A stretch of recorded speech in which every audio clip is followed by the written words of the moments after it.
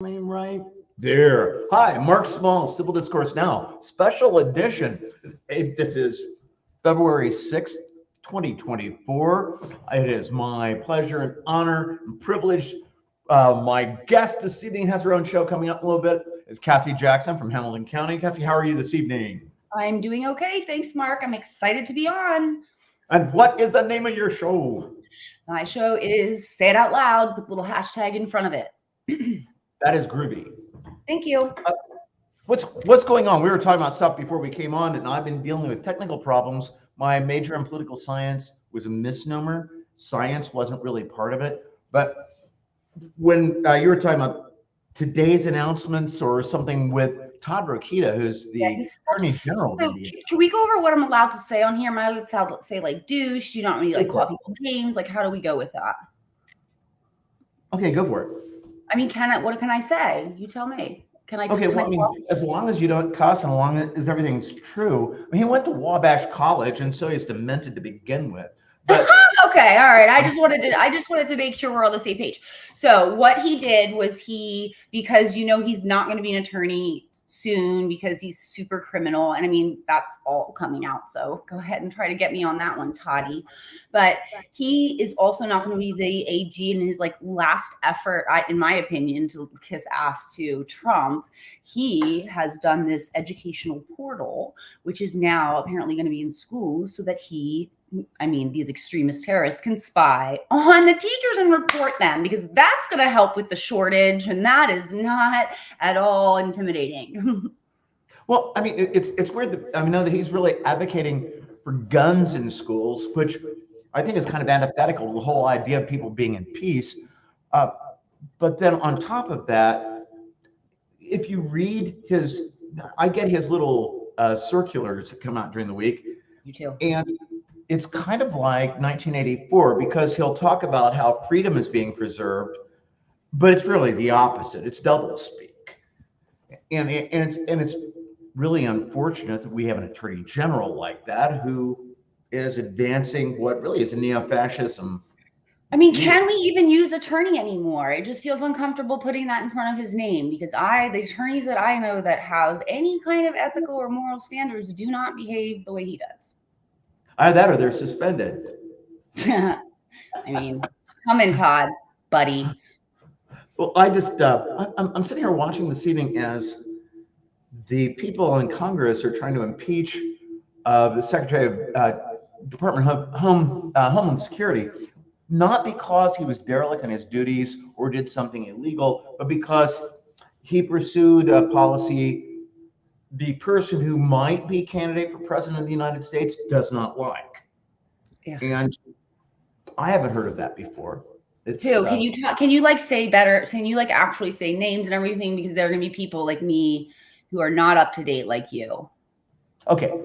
Well, okay. What happened is they got in a hissy fit. Is that okay? I mean, it's not gender specific or sex specific. It's a hissy fit. So the Republicans were upset because Trump was upset, and Trump is wanting to make this country as unstable as possible on orders from the person for whom he's a puppet. Putin wants this country as unstable as possible. Putin put Trump into office. People in the rest of the world realize that. Right. A lot of people in the United States realize that. And Trump and his dumbass kids are straightforward about it, about saying, we got our money from Russia. And his people, when they're getting interviewed internationally, are saying this. They just are not saying it in the news media here. They are literally saying they have people in place, 3,000 people in place immediately to take over the jobs in the government that will do what Trump wants. They have apparently 10,000 this and that. I mean, this is not a game, anyone. And also, they won't say it here, but they'll say it in these whack interviews all over the world. I mean, and it's really disgusting, because I was being interviewed in Massachusetts on TV, and they said, "Is there anything?" And I really wanted them to ask me this question, and I got them to ask me the question: if Vladimir Putin is watching this television set right now for whatever reason, is there anything you'd want to say to him? And I was at a party the night before, and I was talking with a woman who's from Ukraine, and I said, "You're fluent in Russian, right?" And she goes, "Yeah, why?" And I said, "How do you say this in Russian?" And she said, "Why?" It was very offensive. It was an insult. Is my kind of language? It was in Russian. And I said, "So I want them to ask me, what would you say to Putin? And I want to be able to say that in Russian, and maybe it'll get by the censors, you know?" And she, "You don't want to do that." I would be, I mean, you know what would happen to me. Yeah, but she said, "You'll be dead. He's Right. He's a killer. He's a dictator." And I said, if I can't say something about a dictator here in the United States for my fear, then we're not a free country. And she goes, Right. "Then that's not what you want to say. You want to say this." So I got on and said, "Is there anything you'd say?" And I said, "Yes." And I said it. I've got it written down phonetically, because I wanted to get it right. Somebody apparently told them what I was going to try to do, and it didn't make it on TV. Ugh. So I would say to Vladimir Putin, if you're any place listening to this, you're a putz. But anyways, so you are in Hamilton County, and people on the rest of the planet don't necessarily know where Hamilton County is. Oh, don't worry. Let me put it on the map. This is Okay. where Moms for Liberty likes to quote Hitler. The Moms for Liberty. That's a misnomer. I didn't mean to cut you off. Yeah, but I mean, but they're really getting. Well, they're pretty much on the outs, but they're just rebranding. You know, the strategy is going to be the same. Well, if they want to have demented, never mind. I won't go there. No, go there. Please go there. I love to go there with them.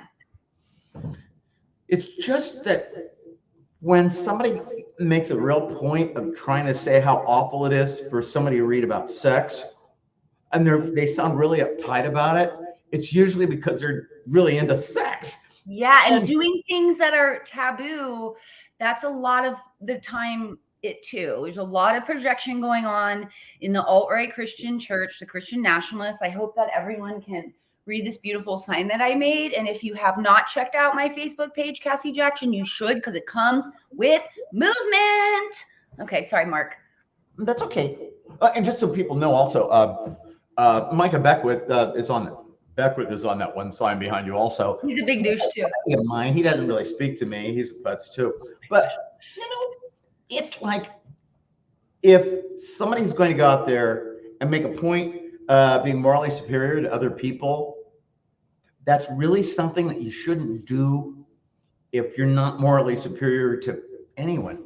And right, like if you're the leader of the group and your husband's the GOP chair in Florida and then gets accused of raping someone because of your menage a trois that you're having, but you say because you're a woman and you don't do anything that it's not gay, so you also signed the Don't Say Gay bill right next to DeSantis. You suck. Well, I think that there are certain aspects of it that would be humorous if it weren't for the fact so many people's lives are being destroyed. And that, okay, so you're going to have this weekly show, and you also you're very active on Facebook, on Instagram. I'm trying to get the platforms. I'm gonna get there. It's gonna have to be a situation where I know how to like click and it all goes to the others. Okay. And that's marvelous. I've been doing this on and on online since about 2010, and I still don't have the tech is kind of a challenge for me at times. It's just I made a very terrible statement about Ted Nugent this afternoon. I said that and people can read that because it's about the John Birch Society. Oh boy. Society, really, it's kind of a very right-wing organization. And what I said was, well, they were the brunt of a lot of jokes because they were so absurd. And you said songs too, right? Huh? You said songs too. Yeah. Well, so they we have like Bob Dylan did a song about making fun of him. Pete Seeger did. He was a classic folk singer. The Chad Mitchell Trio did. People just were having a good guffaw. And I said, you know, basically progressives are more empathetic and creative. And I'll take one Bob Zimmerman, it's Bob Dylan, against 1,000 Ted Nugents. But Nugent's kind of like hurting that because not many people listen to 8 tracks anymore. So Yeah. which was really actually a means of listening to music while you're driving around in a car. Sure. They did have car 45 players, 45 records. I mean, this is like before you slide the CD into the slot. Well, no, this is like, no, you didn't slide in. I mean, they were stacked. And my brother had one of those, and it was like, you had to be really careful driving down the road, because if you hit a bump over the, and you couldn't leave records in the car if it was warm at all, like 50 degrees outside, or they'd really warp and be destroyed. Because what, the magnetic tape or whatever? Huh? Because the magnet on it, is that what's in a record? I have no idea. It wasn't a magnet. Okay. Anyway, can we go back to the tapes? You had multiple little stack tapes, like these guys that you normally just put into a player and shut the door? No, it was like a very large tape that you just stuck in, and then like a VCR tape? Not quite. It was similar, but there were 4 sides on it. I mean, 4 tracks, but they're stereo, so it's 8 tracks. And what would happen is, if an album had a song that was so long that they couldn't split it between the tracks right in the middle of a song, it would cut off. It would go like, and it just like die down and then come back up. So like, I had "Thick as a Brick" by Jethro Tull. That's got I mean, it's one continuous kind of thing, and you get used to that. And when I will hear that, I'll hear a song that I had on 8 track, and that was like when I graduated from high school. My girlfriend said I should get. I mean, I wanted a stereo for college, so my parents got me an Hitachi, and my girlfriend said the tuner is really great, but it had an 8 track in it. I still got the tuner downstairs. The 8 track crapped out in '74, I think. But I don't understand like what most of those words are you just said. What? I don't understand what most of those words are you just said, but I am happy that you had all that. Well, it was like, it was, of course, that gets into your topic for this evening on your show, and that's white privilege. and I still have my Hitachi 8 track player in the basement, because people would actually have 8 track players not in their car, and they're atrocious sound quality. I can't, when you say 8 track, is that just because of how many songs are on it? There's not 8 different things. There's not 8 different tapes. No, it's called 8 track because there'd be 4 tracks. So like, and then you could flip it. It flipped itself. It was continually looped. Okay. So it would just keep going through there. So and at what point did you get to the little tapes where they're like, wow, now they're only this big? Okay. That was cassette. Yes. Cassette, I had my first cassette player in '69. But those weren't real great quality either. And then the really good tapes were reel to reel, but those were like really incredibly expensive, and you couldn't do anything except listen in the room to them. And then we had turntables, and turntables were okay, except you had to be really careful with the albums to a degree. You couldn't have a room like in a fraternity with a wooden floor like I did, or else it'd jump all over the place when anybody got up and moved around. And the quality of the sound after a while was really kind of crappy, but the album covers were great. That's an aspect of aesthetics that I don't think people appreciate. The album covers. I mean, there was really neat artwork on it, but also, like, you'd open up there was one album that had like a I had a what? Maze. Okay, that's cool. I remember getting excited about CD covers and like them being cool, and they had multiple pages to them, but I came into it with the cassettes in the Walkman. That's when I started getting in the game. That was Walkman came in, like, for me, like 83. I was born in 83. There you go. Nailed it. I mean, I didn't have it coming out of the womb, but basically very shortly after, because I left. Yeah, but I mean, when I got their Satanic Majesty's Request by the Rolling Stones, that cover, you would flip it and their hands would move around. And it was a classic acid album, acid rock. I bet. I mean, people were just rolling on acid, huh? No, I don't. I only know it by just people talking about it. It's hearsay, totally, completely. I wouldn't know anything about it. Anyways, I've tried acid before. It was wild. Acid rock, that's really kind of a wild kind of thing. But there are various schools of that rock and roll on what you would say is who was really acid rock.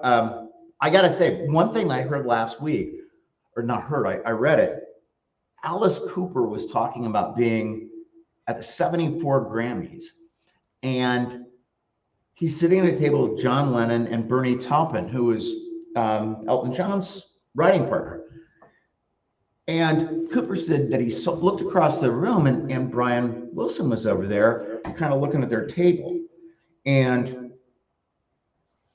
Cooper said he knew that Wilson had problems with drugs and mental problems and stuff. Well, Brian Wilson comes over in with the Beach Boys and he leans down to Alice Cooper and he goes, could you introduce me to John Lennon? And so Alice Cooper thought, well, this is like a great moment in rock and roll. And so I'm getting feedback. So he introduces Lennon he goes, John Lennon is Brian Wilson, John Lennon. And Lennon goes, it's a pleasure and an honor to meet you. We've admired your work, people in the band have, for a long time. Pet Sounds is great, you know. So Wilson walks away, and they're sitting there for a while longer. And he comes back and he's kind of looking at the table still. And he walks over and he leans over to Bernie Taupin and whispers something to him. And Taupin goes, okay, John Lennon says Brian Wilson. Brian's John Lennon. And Lennon says pretty much everything that he had before. You know, it's an honor to meet you and everything. Wilson walks away and Lennon turns to them and says, he's had a lot of problems the last few years. And I met him a couple of hundred times. And so it's this gracious thing of John Lennon, which I thought was really kind of cool. Anyways, Yeah. I'm getting crazy from feedback. Move away from the screen a little bit because it's echoing and I couldn't hear the last part of what you said about John Lennon. Oh, he's being very gracious. Okay, can you hear that echo too? I do too. But maybe if you move where you are. What? Move where you are. Move your chair around. Sometimes that helps. Well, what I need to do, I've got mics. I got the whole thing. I just really need to get the tech set. So Okay. This is a weekly thing. This is Civil Discourse Now. You're my inaugural guest here, Cassie.